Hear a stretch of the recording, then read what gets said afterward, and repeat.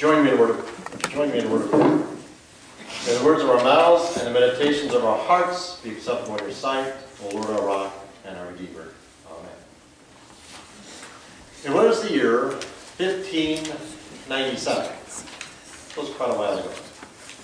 In the late spring, or perhaps early summer, a plague swept through what would become the nation of Germany, and the whole area, really. In just one town, just for an example, in the town of Unna, in the province of Westphalia, that July, just in that town, that July, 300 people died of the plague. And in 1 week in August, in that town, 170 people died in 1 week.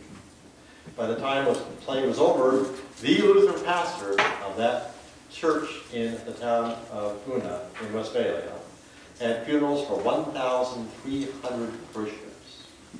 There were days when he would bury up to 30 people a day. In the Gospel of Matthew, there are 3 wise men from the east who have come to see this new king.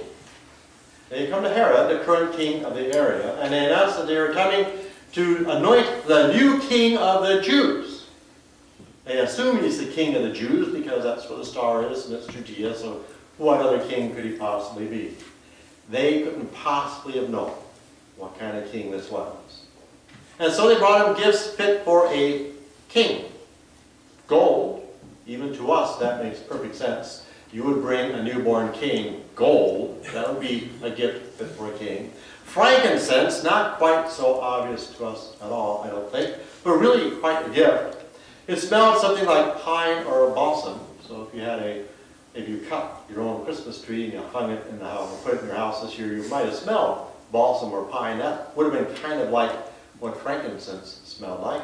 And it was strictly limited to temple. You should not be leaving the temple ever. It was used to anoint the new kings of Israel and other very holy things. So to have it outside the temple, if you were caught with it, you would be arrested. Now these wise men perhaps did not know this as they traveled from a faraway place. And then there was myrrh. Again, a royal fragrance, one you would bring to a king, but one that would be used for a lot of other reasons. Usually in liquid form, the oil of myrrh. It would be used for clothing, for special holidays and celebrations, also for the burial of the dead. You would use a lot of myrrh to cover the smell. Gold, frankincense, and myrrh. Gifts set for a king, even if that king is an infant. King Herod was afraid of it, for he had no idea what kind of king this was. How could he possibly have known? He thought this new king would usurp his power. If he had known, and if the wise men had known, perhaps all of their behaviors would have been different. For this infant would indeed become a king, but unlike any king they had any knowledge of. He would bring about the kingdom of heaven for sure, but it would be a kingdom above all kingdoms, and a kingdom that will last forever and ever, for all of eternity. In the January Visitor, which you may or may not have yet, I don't know, some people have it, some people didn't get it yet. I noted that this past holiday season, from Thanksgiving to Christmas, we have this holiday thing going on.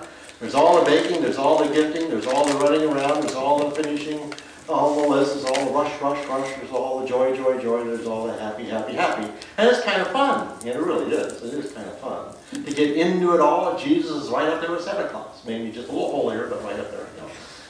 So it's a lot of fun, and it is. We have the trees, we have the poinsettias, and we have all the flowers, and we have all the foods and stuff. It's a great time. But then Christmas comes, and Christmas goes, and we're left with the question, what was that all about, really? Really? What was that all about? During this past Christmas season, by which the way it still is going on today, this is still Christmas in the church calendar, there were things that didn't seem too Christmassy, if you just think they should be happy, happy, happy times. In our parish, we had 3 funerals. One right before Thanksgiving, and one in December, and one just a few days before Christmas. And among an awful lot of our members of our parish, there were funerals for family and friends. And then we had an anniversary, I think it was on December 22nd, anniversary of the fire in Blancheville.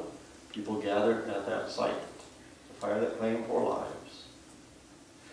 This past week, we also had another fire in Hollandale. Dave and Cindy Whitford's house burnt to the ground. Fortunately, no lives lost, just property. You can always replace property. That's what happened this Christmas season. Yes, this baby wrapped in bands of cloth and lying in a manger received the gifts of a king, gold and frankincense and myrrh. But his kingdom would be far greater and far wider ranging than any kingdom anybody ever knew of. His kingdom would last an eternity. We began our worship this morning singing a hymn, "Wake, awake, for night is flying." Interesting, I'm just reading on these things. This hymn hit popularity right away. And it was popular in two very unusual places when you put them together. It was popular at weddings, because it's a hymn all about the bridesmaids, you know, lighting the candles and all that stuff. So it was very popular at weddings right away. But the other popular place where this hymn was sung, which seems very odd until you think of a hymn, it was sung around deathbeds. As a person died, they would sing this hymn in dreaming. We will soon sing at least 4 verses of hymn, "O Morning Star, How Fair and Bright." These 2 hymns were written in the same year. And they were written by the same person, Philip Nicolai. He was a Lutheran pastor. Actually, he was the Lutheran pastor who in 1597 buried 1,300 of his parishioners, sometimes as many as 30 in a single day. He was the pastor of that church in Unna, in the province of Westphalia, that would become Germany at the height of the plague. His parsonage overlooked the cemetery. So imagine the sight he took in every day. New burials, more funerals, and all the smells. Throughout the town and within the church there would have been a constant smell of incense, and it would have been tied to death. It is in this that Philip, known for his firebrand sermons, was also known for his very spiritual hymns.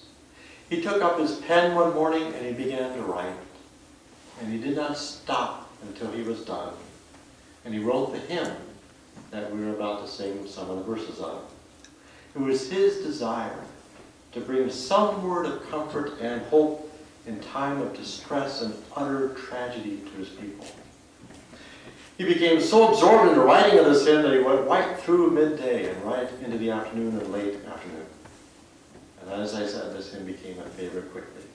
I'm going to read you a few verses of both hymns, just because I know we just sang the first one. But "Wake, awake, for night is flying" is 436.